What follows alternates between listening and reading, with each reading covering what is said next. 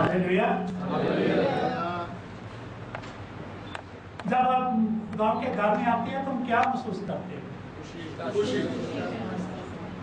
खुशी का जवाब इतना धीमा नहीं होता। जब हम खुदा के घर में आते हैं तो क्या महसूस करते हैं? खुशी इतनी सी है, बहुत खुशी है। हम जब खुदा के घर में आते हैं तो हम बहुत खुशी महसूस करते हैं, क्योंकि हम खुदा के घर से क्या हासिल करने आ रहे हैं? बरकत। आइए हम सब खड़े हों, आज हम इस कलाम के उसी से बरकत पाने आ रहे हैं। अपने दोनों हाथों को बुलंद करें कलाम की अदू में, कोई भी हाथ नीचे ना रहे तो बरकत ना होने वाली है।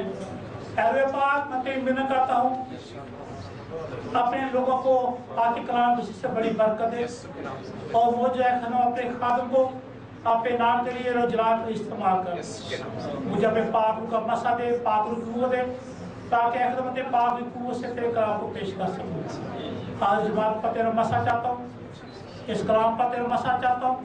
एक एक भाई को और बहन को आज इस कलाम की से बड़ी बरकत दे, और इस सारे माहौल को हम तेरे पाक के कंट्रोल में देते हैं, और ये दुआ हम तेरे बेटे के अजीम नाम से मांगते हैं और पाते हैं। आमीन। इसी के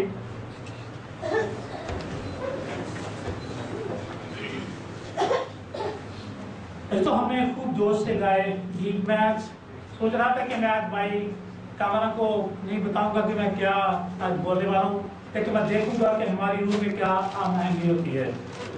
जो कुछ मेरे दिल में था खुदा ने वही किया, और मैं जब उन्होंने एलिया की मिसाल दी तो वही उस वक्त मेरे ज़हन में थी। और इस वक्त जो गीत गाए और मैंने देखा कि बड़े हमारे लोग रूहानी जोश से भरे हुए थे। आज जुमा के सुबह में पिछले मीटिंग में महसूस किया कि हमारी कलीसिया सुस्त हो गई है, खुदा के घर आने से कतरा रही है, बाकी कम तादाद में आ रही है। आज सुबह ही खुदा के लोग, मैं उनके साथ नहीं बैठ सका क्योंकि मैं कलाम की तैयारी कर रहा था। उन्होंने 10 से लेकर 12 बजे तक अपनी कलीसिया की दुआ की, और खुदा का शुक्रिया आज खुदा का घर में अपने खुदा के लोगों से भाग गए। हालेलुया। जब हालेलुया जोर से बोला करें, हालेलुया। खुदा के जिंदा लोग, उनकी आवाज जिंदा लोगों जैसी होनी चाहिए। आज का जो कलाम है कि पाक रूह की आग क्यों जरूरी है। अक्सर हम सवाल करते हैं, हमारे बुजुर्ग हमें कई बातें सिखाते हैं, और मेरा भी यही काम है कि हम अपनी कलीसिया को वो बातें सिखाएं जो उनको सीखने के लिए जरूरी है। मैंने अपने पिछले पैगाम में ये बताया था कि यीशु मसीह ने आसमान पर उठाए जाने से चंद लम्हे पहले उन्होंने अपने शिष्यों को हुक्म दिया कि तुम यरूशलेम में ठहरे रहो, यरूशलेम से बाहर न जाओ, बाकी उस वक्त तक ठहरे रहो जब तक के बाप के उस वादा के पूरा होने का वक्त पूरा नहीं हो जाता। यानी हमने उस वक्त तक इंतजार करते रहना। और आगे उसने इस आयत में यह खास जिक्र किया है, जिसका जिक्र तुम मुझसे सुन चुके हो। जब खुदावंद यीशु मसीह दुनिया में खिदमत कर रहे थे तो उन्होंने यूहन्ना 14 बाब उसकी 16 आयत में यह बताया था कि मैं बाप के पास जाता हूँ, बाप के पास जाकर मैं दरख्वास्त करूंगा कि वो तुम पर रूह कुदस को नाज़िल करे, या दूसरा मददगार आपके लिए भेजे। जो आज जैसे कि आज मैं हवाला पढ़ने वाला हूँ, रसूलों के अमाल उसका दूसरा बाब उसकी तीसरी और चौथी आयत पर पढ़ूंगा।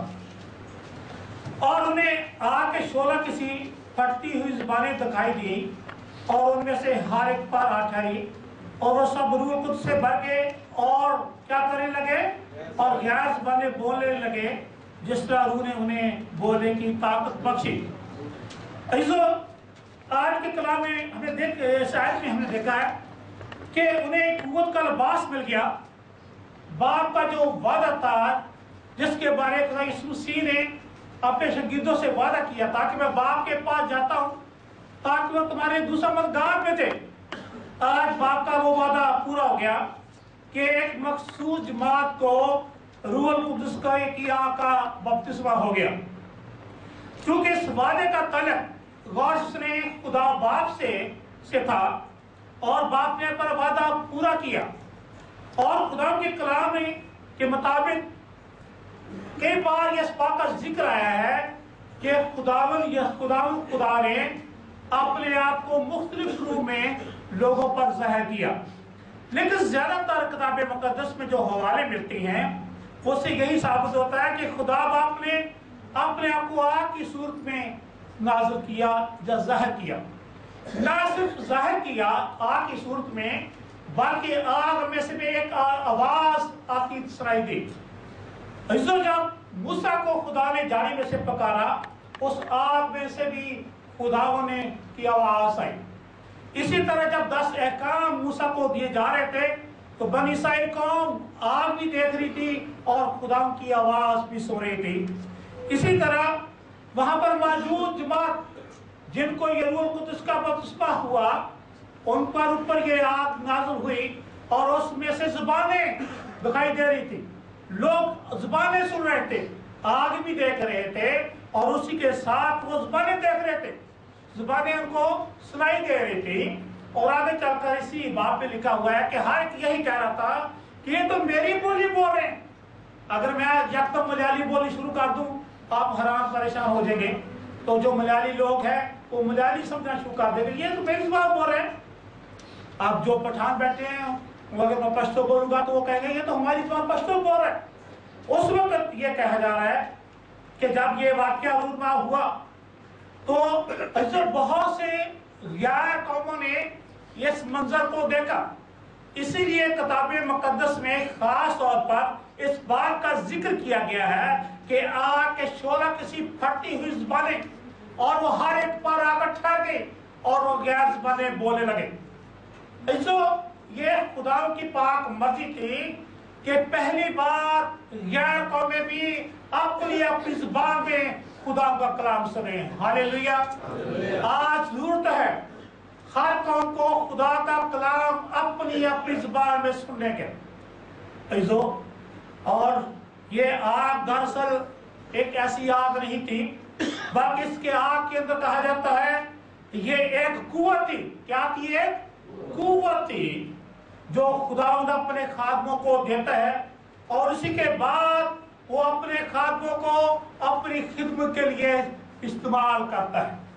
جب تک خدا کے خادم پاک روح سے اور پاک روح کی آگ سے بھرے نہیں ہوتے وہ کبھی کلام کو دلیری کے ساتھ اور جرأت کے ساتھ نہیں سنا سکتے.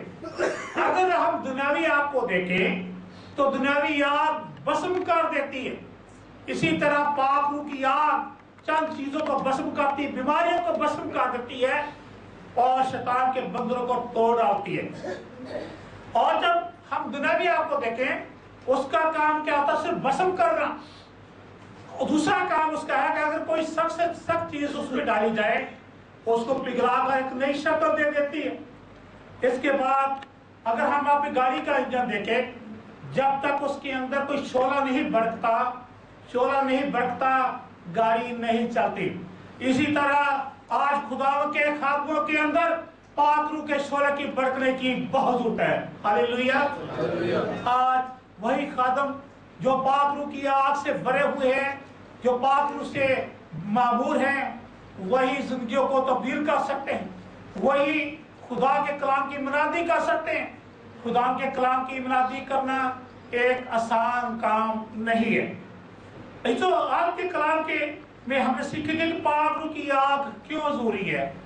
پہلی بار جب ہمیں یہ حوالہ پڑھا 3 اور 4 آیات پڑھی ہمارا 2 باب کی، تو پہلی بات لکھا ہے کہ آگ کے شعلہ کسی پھٹی زبانیں دکھائی دی.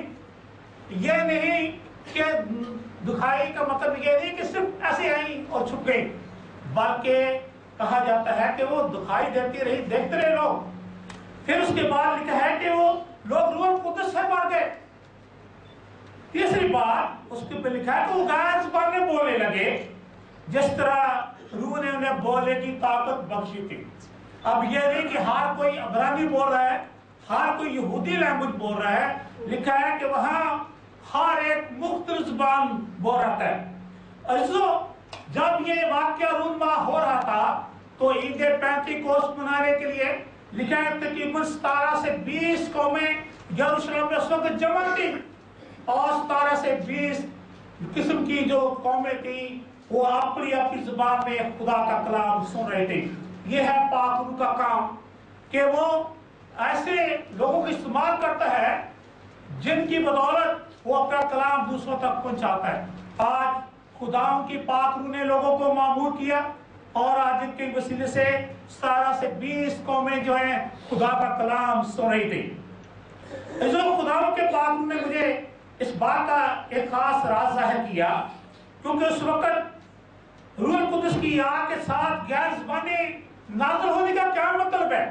خدا نے کہا تو سیکھ کہ یہ بھی ہو سکتا تھا کہ اس وقت صرف آگ کے سے شعلہ کسی پھٹی ہوئی صرف زبانیں اترتی، لیکن اس آگے صاف لکھا ہے کہ غیر زبانیں بھی اتری اور ہر ایک غیر زبانیں بولنے لگا اور ہر ایک نے سنی اور کہا یہ تو ہماری بولی بول رہا ہے۔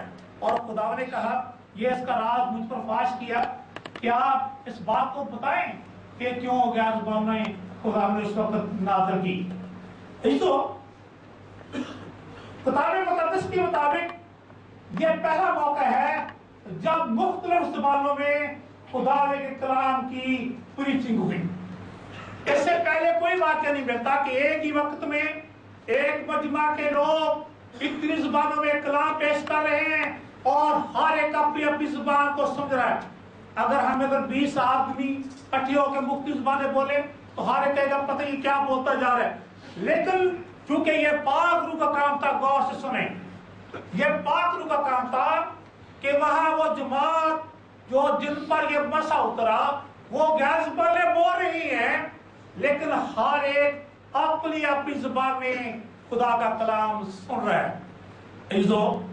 خداوند کے آج بہت ضروری ہے خدا کے خادموں کو پاک روح کی آگ سے